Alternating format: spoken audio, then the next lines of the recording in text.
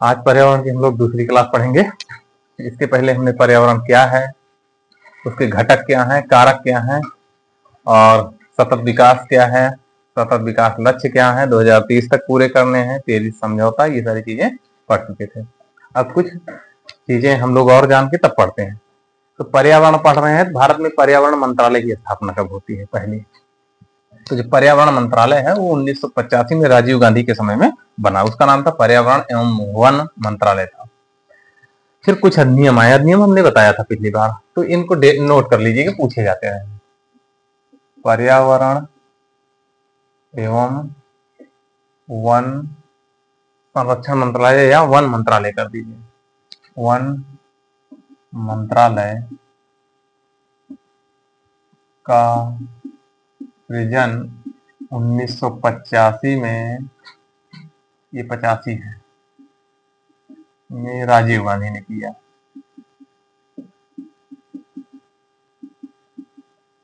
राजीव गांधी द्वारा शुरू किया गया।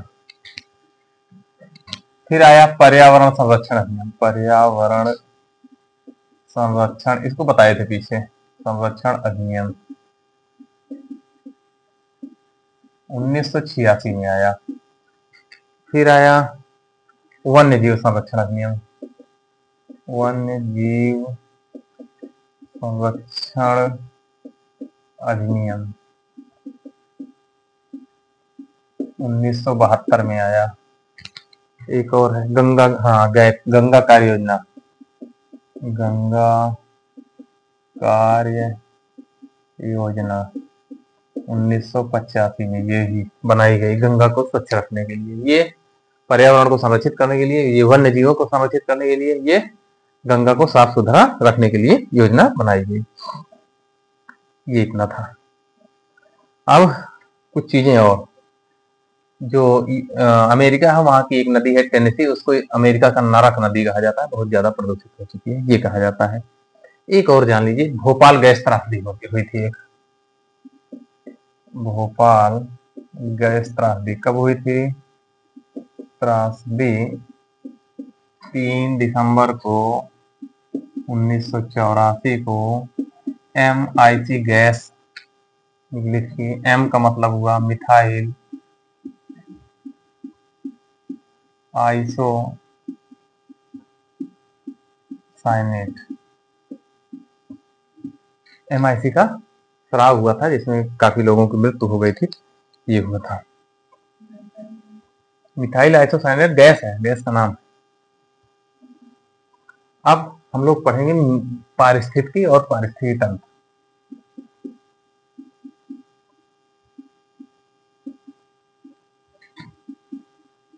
अगला चैप्टर है पारिस्थितिकी तंत्र।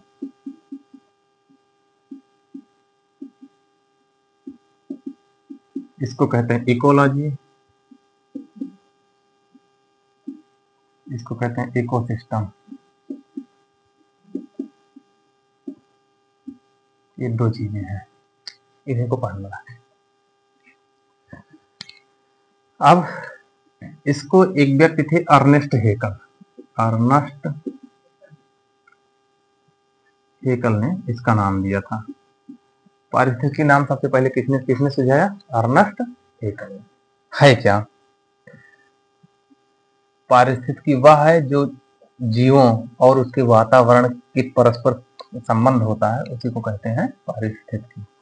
किसी जीव और उसके वातावरण के संबंध को इकोलॉजी कहते हैं या पारिस्थितिकी कहते हैं। पारिस्थितिकी तंत्र, तंत्र मतलब होता है कई सारी पारिस्थितिकी मिलकर जब बनाती है तो उसको कहते हैं पारिस्थितिकी तंत्र। इसमें क्या पारिस्थितिकी क्या हुआ? एक जीव है, उसका पर्यावरण के साथ क्या कार्य हो रहा है, वो चीज, कौन से रिएक्शन हो रहे हैं, कौन से संबंध बन रहे हैं। और पारिस्थितिकी तंत्र का मतलब हुआ एक जीव अन्य जीवों के साथ कौन सा संबंध बना रहा है और प्लस पर्यावरण के साथ कौन सा। दोनों में देखिए, दोनों एक ही चीजें हैं, बस थोड़ा सा अंतर है। ये क्या है? एक जीव उसके पर्यावरण के मध्य संबंध। इसमें क्या है? एक जीव का अन्य जीव से तथा उसके विभिन्न पर्यावरण के साथ संबंध जो होता है वो पारिस्थितिकी तंत्र है। अभी हम पहला पारिस्थितिकी पढ़ेंगे।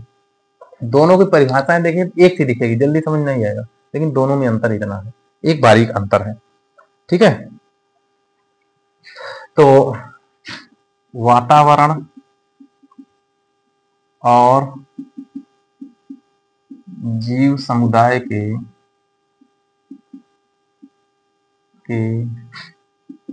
बीच पारस्परिक संबंध को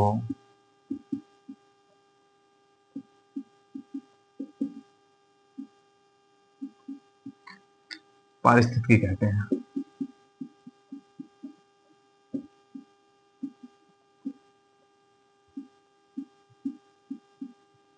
समझिएगा तो बेसिक अच्छा हो जाएगा, पर्यावरण ये हर विषय आसान हो जाता है। पारिस्थितिकी समझ में आ गया। अब पारिस्थितिकी के कारक कौन कौन से हैं, तो हमने बताया पारिस्थितिकी में जीव है और उसका वातावरण है, उसके बीच संबंध है। तो कोई जितने जीव हैं कहीं न कहीं निवास करते हैं, जहां निवास करते हैं वहां पे मिट्टी होगी, जल होगा, वायु होगी, वनस्पति होगी, धूप होगी, धूप की मात्रा होगी कम ज्यादा, ये सब होती हैं। तो जीव और इन सब के साथ उसका संबंध कैसा है, क्योंकि हर व्यक्ति हर जीव हर जगह जीवित नहीं रह सकता। जैसे जैसे ये मान चलिए कि धान की फसल जो है हम लोगों के यहाँ हो सकती है, क्या रेगिस्तानी क्षेत्र में हो सकती है? नहीं हो सकती। कुछ रसीले फल होते हैं वो हमारे यहाँ नहीं हो सकते। सेब की खेती हमारे यहाँ हो सकती है? नहीं हो सकती, वो ठंडे प्रदेशों में होगी। तो उनके लिए जल, वायु, मिट्टी ये सारी चीजें अलग अलग होती हैं, उनका उन पे प्रभाव होता है।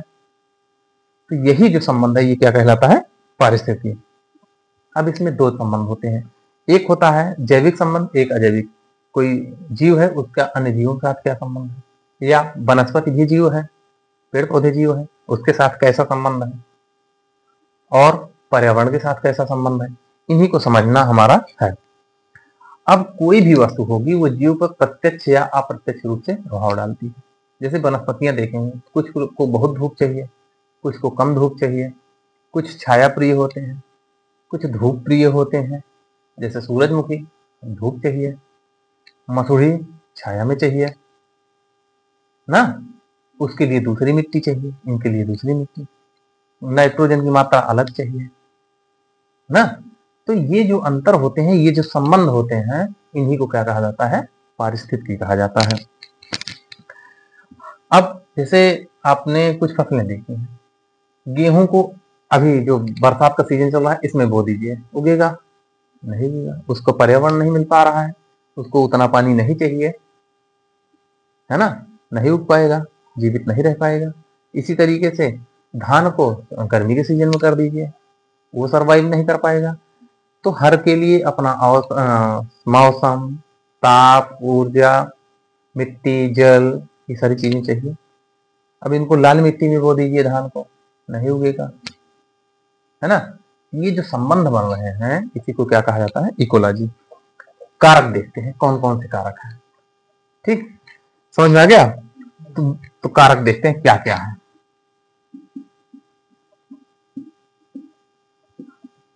तीन चार कारक पढ़ते हैं। एक पहला है भौतिक कारक। कैसे संबंध है, कैसे करते हैं, हम आपको दिखाते हैं। अभी तो नहीं समझ में आएगा, लेकिन धीरे धीरे एक एक पढ़ते जाओगे, आपके साथ सब हो रहा है लेकिन समझ नहीं आता। जब एक दूसरा ऐसा होता है, हाँ होता तो है। तो देखिए, प्रकाश, तो जिन जहां पे प्रकाश ज्यादा होता है या सूर्य की गर्मी ज्यादा होती है वहां के लोग सांवले, जहां प्रकाश कम होता है ठंडे प्रदेश के लोग गोरे, प्रभाव पड़ता है। इसी तरह जीवों पर भी पड़ता है। जहां पे प्रकाश ज्यादा होता है वहां के जीवों की त्वचा काली हो जाएगी। जहां ठंडक प्रकाश कम है, ठंडी पड़ रही है, वहां पे शरीर पे बाल ज्यादा होंगे, बाल ज्यादा होंगे भाई ना, ठंडी से बचाव करेंगे। फिर प्रकाश के बाद तापमान चाहिए, एक एक को भी दिखाते हैं। जल और वर्षा, खूब वर्षा हो रही है तो मैदानी क्षेत्र में नहीं रह सकते, घर नहीं बना सकते। जैसे चले जाए कांगो बेसिन में, वहां लोग जो जनजातियां हैं वो पेड़ों पे घर बनाती है। रोज बारिश हो रही है, रोज बारिश हो रही है, तो घर कहाँ रुकेगा? नहीं रुक सकता। तो जल और वर्षा का प्रभाव हमारे ऊपर पड़ता है। वायुमंडलीय नमी की,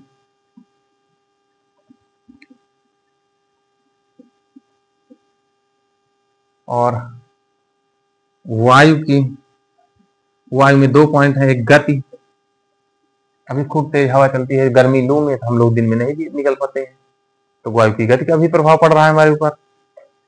फिर वायुमंडलीय गैसें हैं,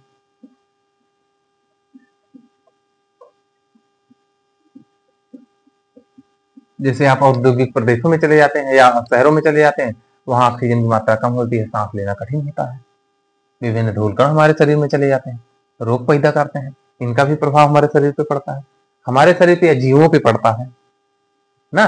जैसे वायु प्रदूषण बहुत हो गया तो लाइकेन नहीं होगी, तो इनकी प्रभाव क्या है हमारे पे। दूसरा है स्थलाकृत पे आ जाओ। स्थलाकृत मतलब मिट्टी, तो मिट्टी का क्या प्रभाव है, तो मिट्टी की ऊंचाई कितनी है, जैसे हम है वैसे पहाड़ों के लोग रहते हैं, उनके जीवन में हमारे जीवन में अंतर है, हम वहां सर्वाइव नहीं कर सकते, वो यहाँ सर्वाइव नहीं कर पाएंगे। फिर ढलान, ढलान है, ढलान में 2 है, ढलान की दिशा और मात्रा। अब किसी पर्वत पे चले जाइए, अगर ढलान की दिशा दक्षिण साइड है तो खूब पेड़ ओड़ मिलेंगे, उत्तर साइड है तो रेगिस्तानी चीजें मिलेंगी, पेड़ पौधे कम मिलेंगे, दक्षिण साइड है खूब वर्षा होगी, उत्तर साइड कम वर्षा होगी। अपना हिमालय कर लीजिए, दक्षिण साइड खूब विविधता मिलेगी, उत्तर साइड बारिश नहीं होती, विविधता कम हो जाएगी। तो ढाल का भी प्रभाव पड़ रहा है, ऊंचाई पे शंकुधारी वृक्ष पाए जाएंगे ना, तो ऊंचाई का भी प्रभाव पड़ रहा है, ढलान का भी प्रभाव पड़ रहा है जीवों पे। ये हुआ खुलाव, खुले मैदान में दूसरे जीव पाए जाएंगे, जंतु पौधे पाए जाएंगे, बंद मैदानों में या बंद क्षेत्रों में दूसरे जीव जंतु पौधे पाए जाएंगे, इसका प्रभाव हो गया। मिट्टी पे आ जाते हैं,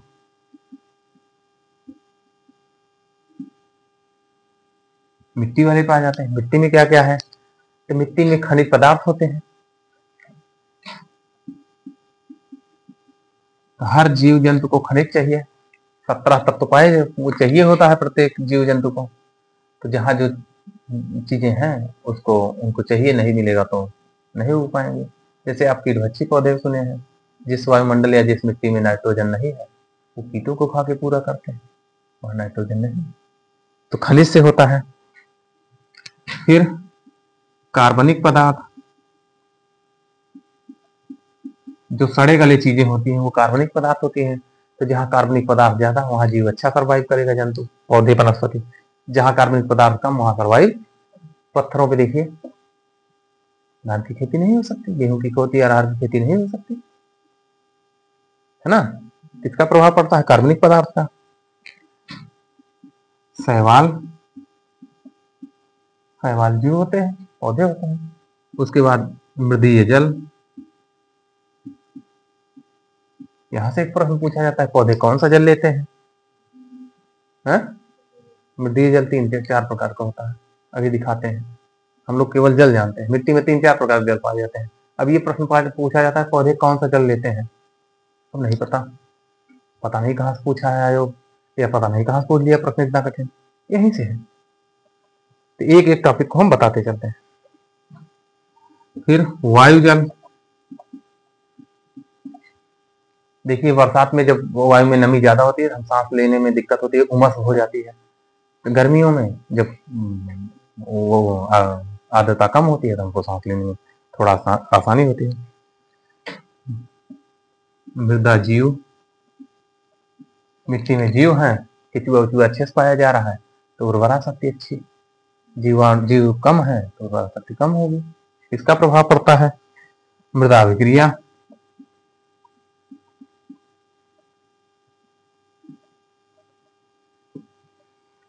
अभी तो ये दिखा रहे हैं कितनी चीजों का हमारे शरीर पे या जीव जंतुओं पे प्रभाव पड़ता है, आप लोग सब ये होता है लेकिन ध्यान नहीं होता है यहाँ तक, बस मिट्टी प्रभाव डालती है, मिट्टी में ये सारी चीजें होती है पता नहीं है। अब जैविक पे आ जाइए, जैविक में सूक्ष्म जीव,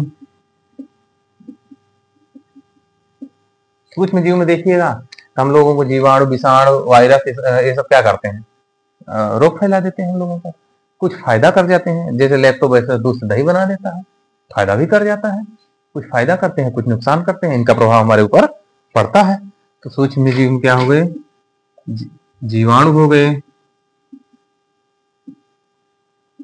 शैवाल, कवक, फंजाई, ये सारी चीजें। कवक, ठीक है, कवक का प्रभाव बढ़ता है।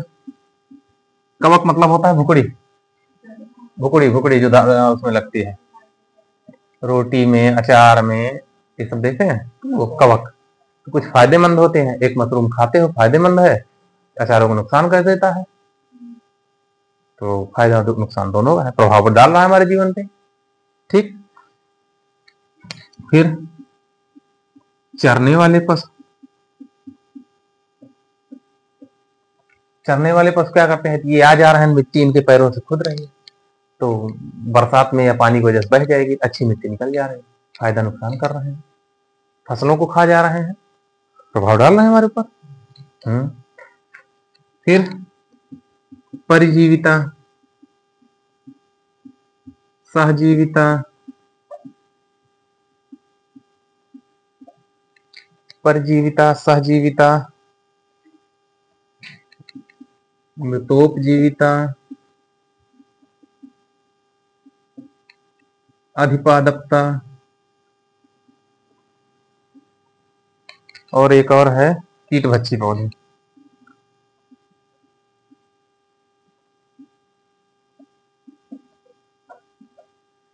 तो यहां से भैया ये महत्वपूर्ण है, ये खूब पूछा जाता है, ये 4-5 पॉइंट वहां से क्वेश्चन निकलते हैं, उसको अच्छे से समझना होगा। ठीक, अब देखिए कि ये कारक कैसे बना ली, एक एक कारक को हम पढ़ते और पढ़ाते चलते हैं, समझिएगा, प्रश्न खूब बनते हैं यहाँ पे। तो कैसे,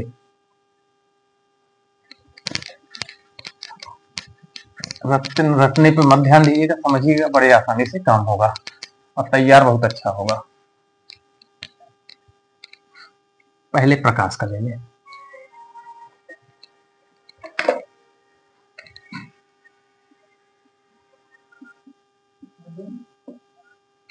प्रकाश,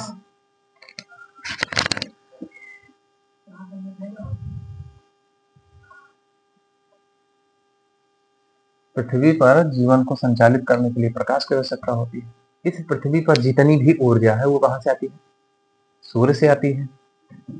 सूर्य को हम लोग डायरेक्ट ऊर्जा ले सकते हैं, नहीं ले सकते। तो सूर्य की ऊर्जा को वो विकिरण के रूप में आती है, किस रूप में आती है, विकिरण के रूप में, तरंगों के रूप में, ऐसे ऐसे करती आती है। तो सूर्य की ऊर्जा कैसे आ रही है, तरंगों के रूप में, विकिरण। वो केवल हरे पौधों में वो क्षमता होती है कि उनको रासायनिक ऊर्जा में परिवर्तित कर दें। तो कैसे परिवर्तित करेंगे, तो जिस विधि से परिवर्तित करते हैं उसे कहते हैं प्रकाश संश्लेषण। प्रकाश की विकिरण ऊर्जा को रासायनिक ऊर्जा में परिवर्तित करने की विधि क्या कहलाती है, विकिरण कहलाती है, प्रकाश संश्लेषण कहलाती है, फोटोसिंथेसिस कहलाती है। होता कैसे है, तो पौधे प्रकाश संश्लेषण विधि द्वारा अपना भोजन बनाते हैं, पौधे अपना भोजन बनाते हैं। क्या क्या करते हैं, उनको चाहिए क्या, खाना बनाने के लिए हम लोगों को क्या चाहिए होता है, दाल चाहिए, पानी चाहिए, नमक चाहिए, गैस चाहिए, चूल्हा चाहिए, ये सारी चीजें हमको चाहिए, तो पौधों को भी चाहिए। तो पौधों को चाहिए कार्बन डाइऑक्साइड, और क्या चाहिए होता है, जल चाहिए होता है। तो कार्बन डाइऑक्साइड कहाँ से लेते हैं, वायुमंडल से ले लेते हैं, पत्तियों द्वारा। जल और खनिज लवण कहाँ ले लेते हैं, जड़ों द्वारा, पौधों की जड़ों से ले लेते हैं। उसके बाद प्रकाश सूर्य से ले लेते हैं। पत्तियों में एक हरा पदार्थ होता है क्लोरोफिल, या पर्णहरित कहते हैं, या पर्णहरित कहते हैं, वो ले लेते हैं। उसको भोजन बनाते हैं, पत्तियों में भोजन बनता है, और वो किस रूप में बनता है, कार्बोहाइड्रेट के रूप में या ग्लूकोज के रूप में बनता है। प्लस ऑक्सीजन निकालते हैं, उत्सर्जित क्या करते हैं, ऑक्सीजन, जो हमारे सांस के लिए काम आती है, और ऊर्जा बनाते हैं, वो अपने रूप में संचित कर लेते हैं। ये प्रक्रिया पूरी होती है, समझ में आया इतना। अब जो सूर्य का प्रकाश है पृथ्वी तक आ रहा है, तो उसका 83% पौधों पत्तियों पे पड़ता है। जब 100%, तो उसमें 17% वो वापस कर देती है। लिए कितना, 83 कितना पड़ा पत्तियों पे, जो 83 पड़ा उसमें से 4% ही ये अपने खाना बनाने में प्रयोग करते हैं। उसमें 83 में 4% ही अपने खाना बनाने में प्रयोग करते हैं। अब पौधों पत्तियां हरी क्यों रहती है, तो जो सूर्य का प्रकाश होता है उसमें 7 रंग होते हैं। बैनी यहाँ पिनाला गौर कर दीजिए, उन 7 रंगों में सबको वो अवशोषित कर लेती है पत्ती, केवल हरे को वापस कर देती है। तो जो भी वस्तु जिस वस्तु को वापस करेगी उसी कलर की दिखती है। तो हरा को वापस कर रही है, हरे कलर की दिख रही है। मामला समझ में आया? ठीक है। अब प्रकाश की तीव्रता कुछ जगहों पे कम हो जाती है। जैसे हमको जो प्रकाश मिल रहा है वो कभी कभी कम हो जाती है। कब? जब बादल है तब। आपने देखा है बादल रहेगा तो प्रकाश हमारे यहाँ पास कम पहुंचेगा। कोहरा है तो, धुंध है तो कम आएगी ना। तो कुछ कंडीशन में है वहां पे हमारे पास कम। भूमध्य रेखा पे है तो बहुत अच्छी प्रकाश प्राप्त होगा। ध्रुवों की ओर चले जाएंगे तो प्रकाश का कहां कहां कैसे इफेक्ट पड़ रहा है, समझ में आ रहा है मामला। तो पहले क्रिया यही हम जानते हैं, यही प्रकाश से पढ़ते हैं। तो प्रकाश कैसे आता है, तो यही पढ़िए। जीवन को, पूरी बात समझ में आ गई ना, को संचालित करने की समस्त ऊर्जा का स्रोत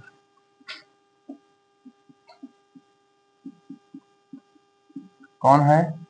सूर्य है। ठीक है। सूर्य की किरणें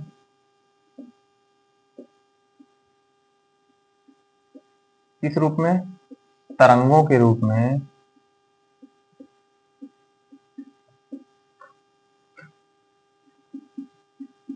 विकिरण ऊर्जा लेकर पृथ्वी पर पहुंचते हैं।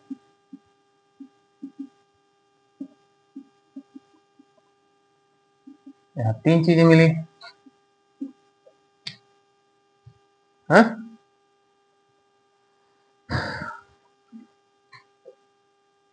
अब सूर्य की किरणें जो पहुंचती हैं उनमें दो चीजें होती हैं। एक लंबाई होती है, जिसकी लंबाई जितनी ज्यादा, जितनी लंबाई के आधार पर इनका ऊर्जा का विभाजन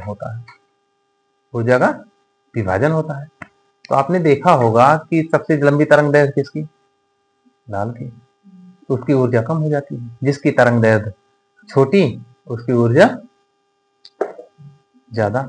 तो तरंग दैर्घ्य आप लोग जानते हैं। छोटा सा इसको समझ लीजिए, ये सूर्य का प्रकाश है।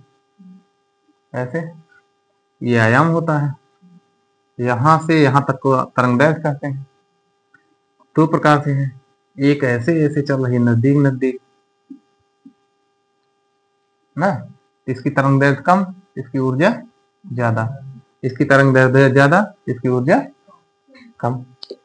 तो सूर्य 7 रंगों से मिलकर बना है, ये बता दिए। हो गया। तो सूर्य का प्रकाश जो आता है वो 83% अवशोषित होता है पत्तियों द्वारा। तो सूर्य के प्रकाश का 83% पत्तियों द्वारा अवशोषित,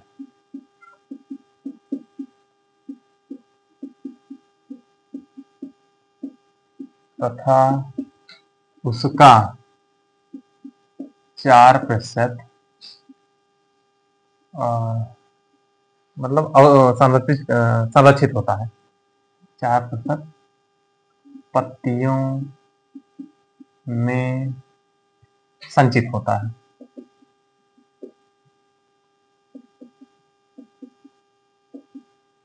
ठीक हो गया। अब प्रकाश का प्रभाव कितने वक्त? कोहरा, बादल, धुंध, इन सब में प्रकाश कम हो जाता है। अक्षांश और देशांतर से प्रकाश की मात्रा कम हो जाती है। तो प्रकाश की तीव्रता कोहरा, बादल, धुंध, अक्षांश, देशांतर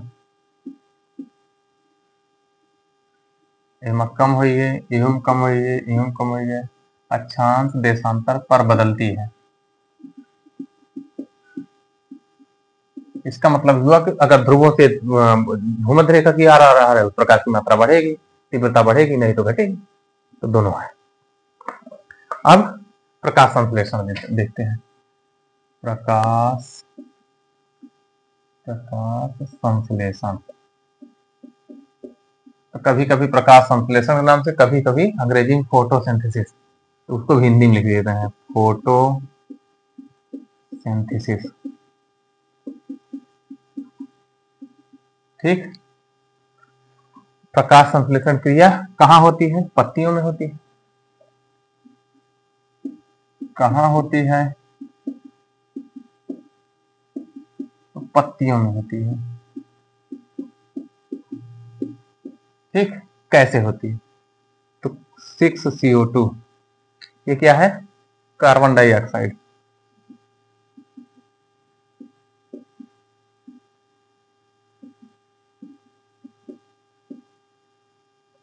प्लस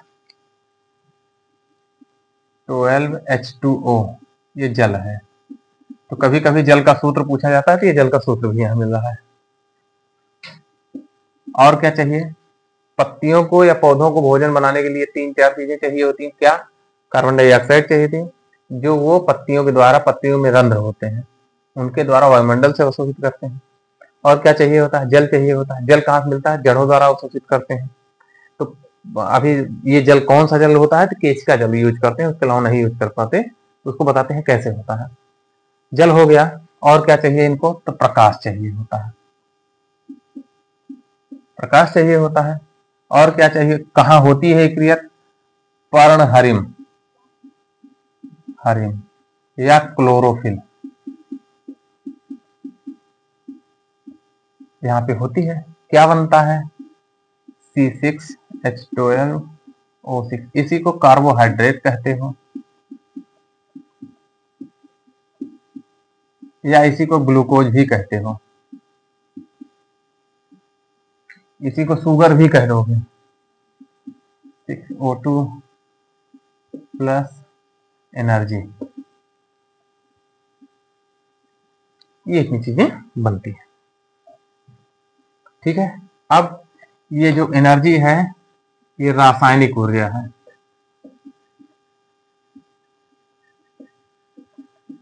ये ऑक्सीजन गैस है।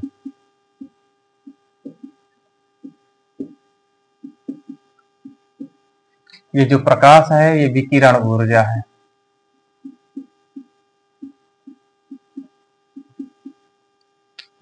अब समझिए इसको। प्रकाश संश्लेषण, पत्तियों, पौधों को अपना भोजन बनाने के लिए कार्बन डाइऑक्साइड आवश्यक है, जल आवश्यक है। कार्बन डाइऑक्साइड कहाँ से लेता है? वायुमंडल से लेगा, पत्तियों के द्वारा, रंध्रों के थ्रू। जल कहाँ से लेगा? जड़ों के द्वारा। प्रकाश चाहिए, प्रकाश मिलती है विकिरण ऊर्जा के रूप में। ये सब कहाँ इकट्ठे होते हैं? पत्तियों के क्लोरोफिल में, जहां हरा पूरा पौधा, अगर पूरा पौधा आ रहा है, पूरे पौधे में हो सकता है, यहाँ पे इकट्ठा होंगे। ये इनको बदलेगा किसमें? इन सबको कार्बोहाइड्रेट में बदलेगा, जिसका फार्मूला दिया हुआ है, इसी को ग्लूकोज कहते हो। और ऑक्सीजन बनेगा, और ऊर्जा, एनर्जी बनेगा। एनर्जी कौन सी बनेगी? यहाँ कौन सी आई? विकिरण ऊर्जा आई। ये कौन सी बन रही है? रासायनिक ऊर्जा। ठीक है। ऑक्सीजन मुक्त हो रही है, जो हम लोगों के काम आती है। ये प्रकाश का कार्य होता है। यही संचित ऊर्जा हम लोगों को हमेशा काम करती रहती है। ठीक। अब यहां जान लीजिए, सूर्य का प्रकाश 7 रंगों से मिलकर बना होता है।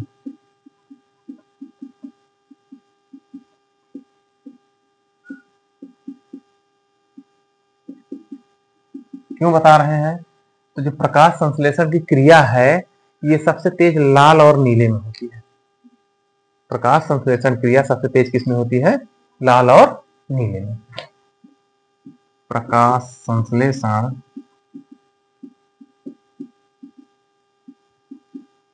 सबसे तेज लाल और नीले रंग में होता है।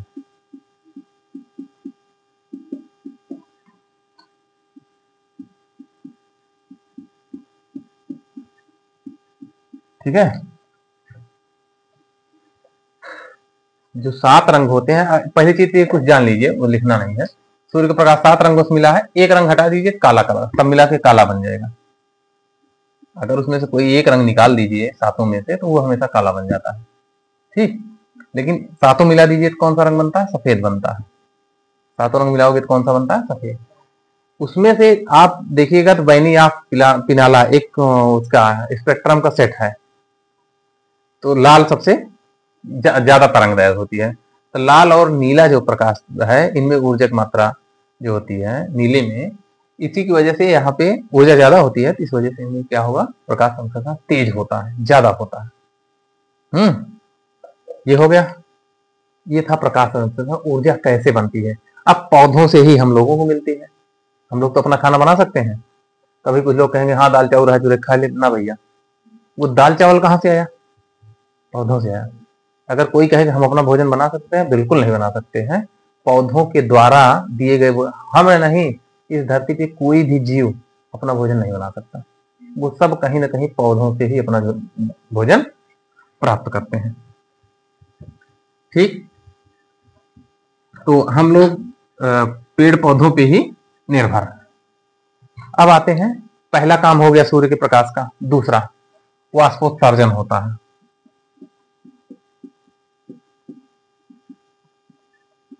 इवेपोरेशन हम कहते हैं। देखिए यहाँ पौधे ने जल को अवशोषित किया। अब जल हो सकता है ज्यादा आ जाए, सोख लिया हो उसने, ज्यादा कम हो सकता है ना, या प्रकाश संश्लेषण क्रिया में जितना जरूरत होती थी आज कम पड़ी। तब वाष्पोत्सर्जन, पौधों में वो पानी कभी कभी ज्यादा हो जाता है तो वो पानी को बाहर निकाल देते हैं। वो प्रक्रिया क्या कहलाती है? वाष्प उत्सर्जन। भाप के रूप में वाष्प को उत्सर्जित कर देते हैं। तो कैसे होता है? तो वाष्पोत्सर्जन क्रिया, ये जो क्रिया है पत्तियों तथा तनों में पाए जाने वाले रंध्रों के भी, रंध्रों द्वारा होती है। रंध्रों ब्रैकेट में का स्टोमेटा कहा है, दोनों नाम से पूछा जाता है, द्वारा होती है। ठीक, अब क्या है मामला समझ लीजिए। एक पत्ती है, जैसे ये पत्ती कभी देखे हो? किसी चीज की देखिएगा, ऐसे उसके किनारे किनारे हाथ सरकाइएगा तो देखिए बीच बीच में गड्ढा पड़ता है, बीच बीच में गड्ढा पड़ता है, या कुछ पत्तियां कटी होती हैं बीच बीच में। तो पत्तियां जो होती हैं वो जगह जो गड्ढे होते हैं वहां छोटे छोटे छेद होते हैं, उन्हीं को क्या कहा जाता है? रंध्र। अब जब सूर्य का प्रकाश इस पे पड़ेगा तो ये गर्म होंगी, गर्म होंगी तो खुल जाती है और भाप बाहर निकल जाती है। यही है वाष्पोत्सर्जन। ठीक है, लेकिन इसमें दो कंडीशन बनती है। जैसे पत्ती है, तो जो पत्ती है तो उसका जैसे ये सूर्य का प्रकाश इधर से आ रहा है तो ऊपरी सिरे पे रंध्र कम होते हैं, निचले पे ज्यादा होते हैं। अगर इस पे ज्यादा होंगे तो वाष्पोत्सर्जन ज्यादा हो जाएगा, पत्तियां सूख सकती है, पेड़ सूख सकता है। निचले सिरे पे ज्यादा होते हैं। ठीक, तो ये प्रश्न पूछा जाता है पौधे वाष्पोत्सर्जन किससे करते हैं? स्टोमेटा या रंध्र द्वारा खुलते हैं, करते हैं। अब सूर्य का प्रकाश पड़ेगा, गर्म होंगी तभी खुलेंगी, तो सूर्य का प्रकाश ज्यादा पड़ेगा तो वाष्पोत्सर्जन ज्यादा होगा, कम पड़ेगा तो कम होगा। अब कारण देख लीजिए, गर्मियों में सूर्य का प्रकाश पौधों पे तेज पड़ता है ना? यही कारण होता है कि हमारा पानी, पौधों का पानी ज्यादा न निकले, इसी वजह से पत्तियां गिरा देते हैं पौधे। काहे गर्मियों में गिराते हैं? कि कम से कम वाष्पोत्सर्जन हो, पौधा सूखे ना, इस वजह से पत्तियों को गिरा देते हैं। आप देखिएगा गर्मियों को पहले पहले गिरा देंगे, समझ रहे हैं? काहे? उस समय पानी की कमी हो जाती है। तो ये प्रकाश का प्रभाव पड़ रहा है कि नहीं पौधों पे? हमारे ऊपर भी पड़ता है। ये दूसरा प्रभाव बन रहा है। ठीक है, समझ में आ गया? गति, अगला है गति पर प्रभाव। तो आपको सीधा सीधा सूर्यमुखी में दिखता होगा, सूर्य जिधर जाएगा वो सूर्यमुखी वैसे घूमता रहता है, तो उसके अनुसार उसकी गति हो रही है। हा? अब दूसरी गति देखिएगा, तो जो पौधे का तना होता है, जानते हो इसको? पौधे का तना और पौधे की जड़।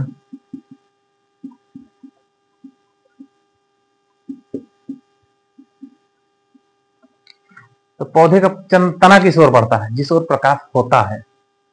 पौधे की जड़ किधर बढ़ती है? जिस ओर प्रकाश नहीं होता, प्रकाश के विपरीत दिशा में, अंधेरे में जाती है, मिट्टी के नीचे जाती है।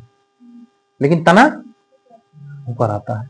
मतलब तना को प्रकाश प्रिय है, जड़ों को प्रकाश प्रिय नहीं है। समझ में आ रहा? देखते हो रोज, ध्यान जाता है कभी? नहीं गया। तो ये मतलब समझ में आया? तो ये प्रकाश की ओर वृद्धि करते हैं,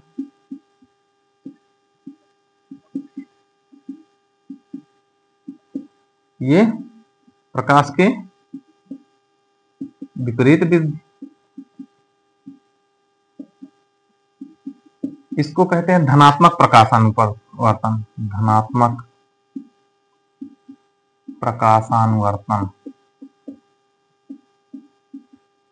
इसको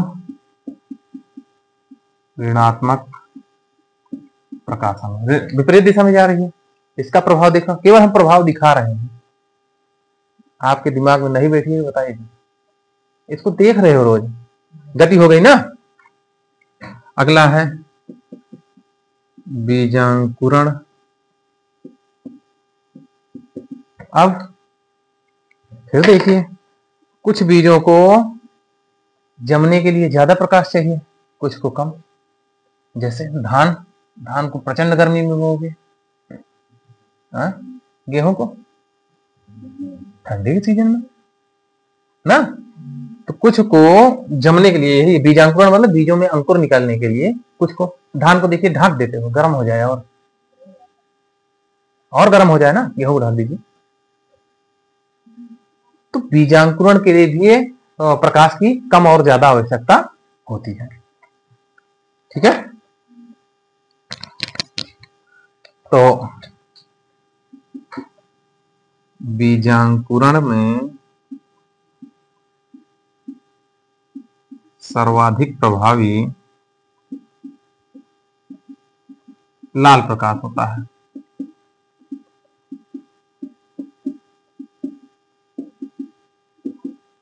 ये हो गया। और अगली खासियत देखिए आप, तेज प्रकाश में ही फल, फूल और बीजों का निर्माण होता है।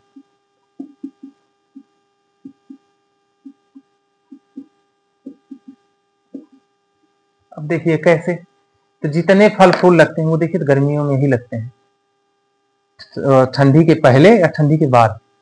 ठंडी में देखिए कोई वस्तु फूल आ रहा है, फल आ रहा है। जैसे गेहूं ठंडी में बोदिए, ठंडी के समाप्त होने के बाद जब गर्मी शुरू होती है तब उसमें आता है। धान में देखिए तो ठंडी आने से पूर्व, है ना। खीरा, ककड़ी उकड़ी देखिए तो गर्मी, प्रचंड गर्मी में। उर्द देख लीजिए, जितनी फसलें हैं देख लीजिए, महुआ देख लीजिए, आम देख लीजिए। तो जितने फल फ्रूट हैं, मतलब जितने भी हैं, वो कब, उनको अधिक प्रकाश की आवश्यकता या तेज प्रकाश की आवश्यकता होती है। ठीक, और क्या करता है प्रकाश? तो जो प्रकाश होता है, प्रकाश विटामिन ए और कैरोटीन, एक प्रोटीन होती है कैरोटीन, ठीक है, का निर्माण करता है।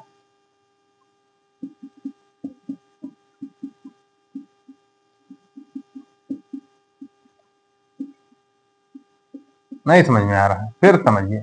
आम देखे हो, कच्चा आम देखे हो, हरा हरा खट्टा होता है, विटामिन सी खूब होता है। वो सूर्य के प्रकाश के कारण ही पक जाता है। अब देखिए पीला हो गया, और जितनी पीली चीजें होती हैं उसमें विटामिन ए प्रचुर मात्रा में पाया जाता है और कैरोटीन भी पाया जाता है। नहीं समझ में आया? विटामिन ए याद कर लीजिए, पीली चीजें याद करके बताइए, सब में दिखाते हैं विटामिन। आम, पपीता, गाजर, बताइए, और बताइए, पीली चीजें बताइए, सब में है। नहीं, वो रसीली चीज है।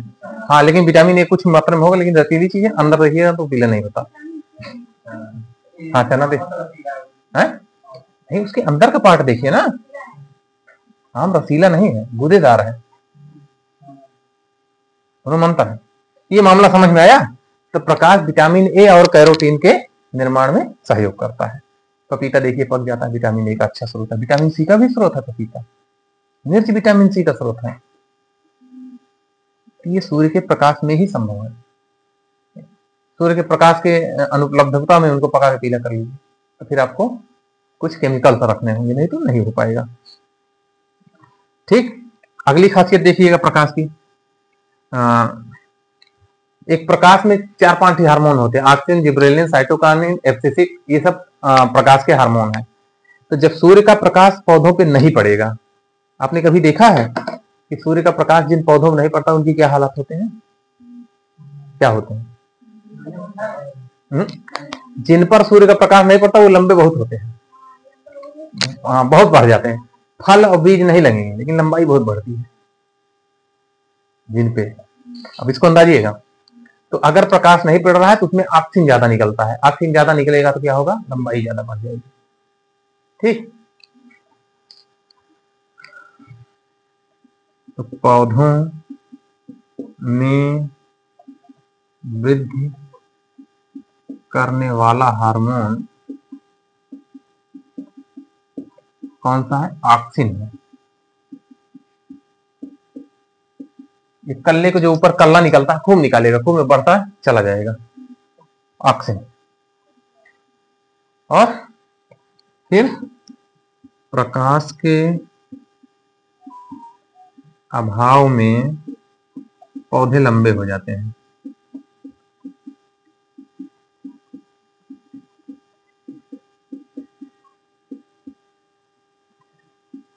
ठीक, अब कुछ और दीप्तिकालिकता होती है। जैसे फूल आने के लिए कुछ पौधों को ज्यादा प्रकाश की आवश्यकता होती है, कुछ को कम। जैसे धान जब बो रहे हो तो प्रकाश बहुत ज्यादा है, लेकिन इसको फूल आने के लिए प्रकाश कम होना चाहिए, ठंडी की तरफ बढ़ते हैं। लेकिन गेहूं बोते हो तो ठंडी होती है, लेकिन प्रकाश आने के लिए गर्मी चाहिए, उसको ज्यादा प्रकाश चाहिए होता है ना। तो दीर्घ दीप्तकाली में जैसे हेन बेन, पालक, गेहूं, इनको ज्यादा प्रकाश चाहिए होता है। और कम के लिए सोयाबीन और जेंथियम हुआ। प्रकाश उदासीन टमाटर, मिर्च, सूरजमुखी, कपास, ये सब आएंगे, प्रकाश उदासीन होते हैं।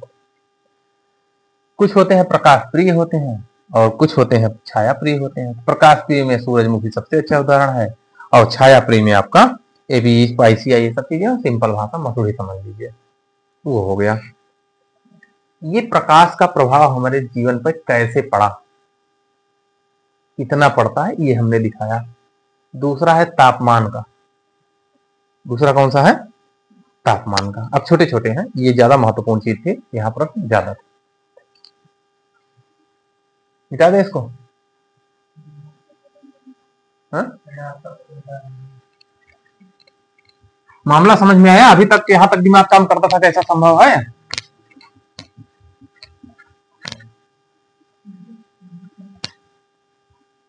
अब आते हैं तापमान पे। तापमान मतलब जानते हो क्या होता है? प्रकाश मतलब होता है रोशनी, और तापमान का मतलब होता है गर्मी और ठंडी। तो तापमान पढ़ते हैं।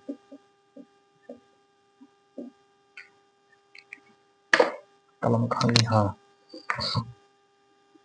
तो आपने ध्यान दिया होगा कि जो नम मतलब जहां नमी ज्यादा होती है वहां पे ज्यादा छोटे छोटे जीव, केचुआ, ये सारी चीजें ज्यादा होती हैं कि सूखे मिट्टी में होते हैं। नमी जहां होती है वहां केचुआ ज्यादा होते हैं, आपने देखा होगा ना।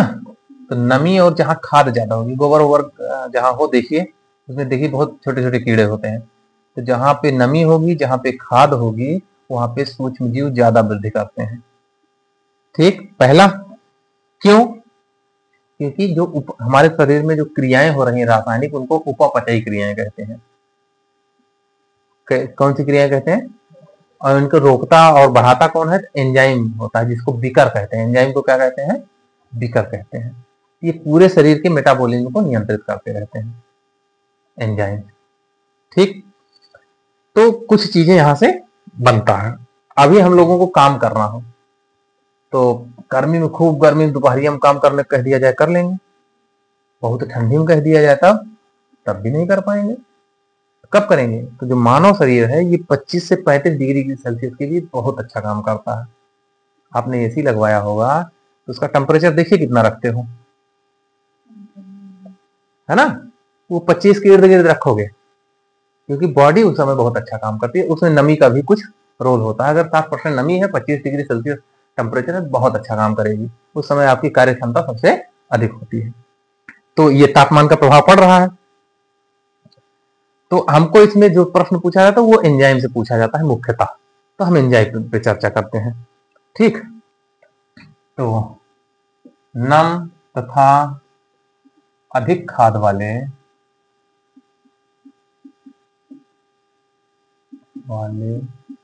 स्थानों पर सूक्ष्म जीव क्रियाशील होते हैं।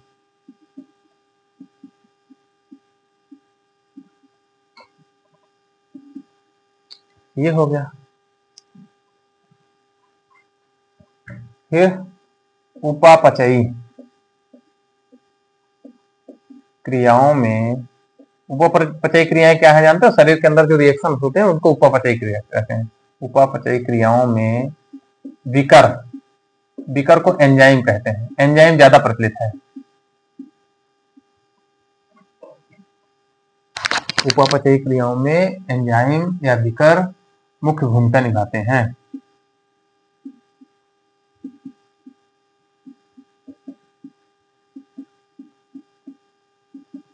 और ये सबसे ज्यादा क्रियाशील किस पे होते हैं? 25 से 35 पे होते हैं। ये प्रश्न खूब पूछा गया है, इसी वजह से बता रहे हैं। तो एंजाइम सर्वाधिक क्रियाशील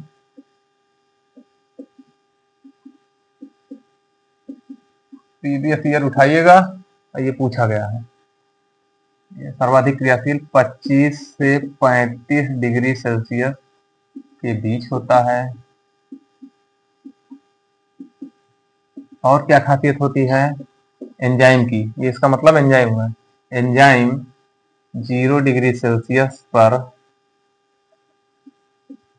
निष्क्रिय या अकर्मण्य हो जाते हैं। अकर्मण्य मतलब सुस्त हो जाते हैं। अकर्मण्य हो जाते हैं। ठीक, और यहां पे ध्यान दीजिएगा, ये अकर्मण्य मतलब काम नहीं कर रहा है, सुसुप्त हो गए हैं, लेकिन खत्म नहीं हुए, नष्ट नहीं हुए हैं। लेकिन 70 के ऊपर जब जाएंगे तो इनका स्खलन हो जाता है। तो एंजाइम 60 से 70 डिग्री सेल्सियस पर स्कंदन हो जाता है। स्कंदन मतलब जम जाना, इकट्ठे हो जाना, कोएगुलेट होना जो होता है। 2-3 चीजें बड़े बड़े ढोंका टाइप में बन जाना, वो स्कंदन हो जाता है या विकृत हो जाते हैं। स्कंदन या विकृत हो जाते हैं, अर्थात नष्ट हो जाते हैं। ये 2 पॉइंट बन गए। ठीक, और भूमध्य रेखा से ध्रुव की तरफ जाओगे, भूमध्य रेखा से ध्रुव की तरफ जाओगे तब तापमान कम होता है, और जमीन से ऊपर जाओगे तब तापमान कम होता है। तापमान का प्रभाव बता रहे हैं ना। तो भूमध्य रेखा से ध्रुव की ओर तथा पृथ्वी से ऊपर जाने पर तापमान कम होता है, घटता है। अब यहाँ पे बस करें, यहाँ पे एक चीज यही समझ लीजिए, ये पृथ्वी है, ये बीच की रेखा है, ये भूमध्य रेखा है, ये दोनों ध्रुव हैं, ये ध्रुव हैं। तो यहाँ से यहाँ जाओगे तापमान कम होगा, यहाँ से यहाँ आओगे तापमान कम होगा। ठीक, बस शेष का